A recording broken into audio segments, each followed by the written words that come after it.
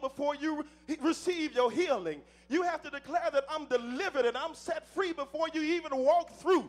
And what happens when you begin to make it up in your mind, you begin to get a determination within your heart. But what happens, many of us as the people of God are afraid to make declarations. Why are we afraid to make declarations? Because we feel that it may not happen. And many times we're afraid to make declarations, and a lot of times we'll say, Lord, if it's your will.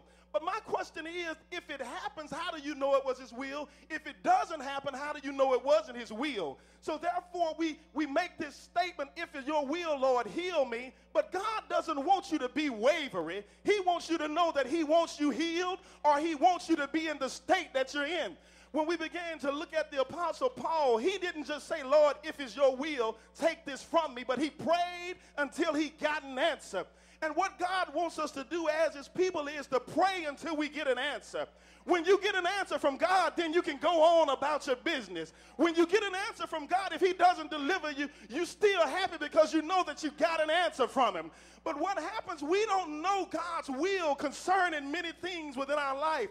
We accept things the way that they are. And what happens when you accept them the way they are, you're living beneath your privileges. Can somebody shout glory in here? But when you know that God wants to heal you, then you can step out on faith. Even though you have pain in your body, you can say, God is my healer.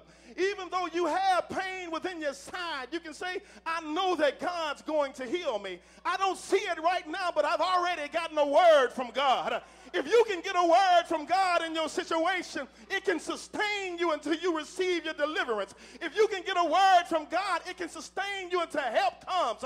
If you can get a word from God, you can bless him in the midst of your situation. But what happens is so many times we don't get a word from God. We don't get a word from God.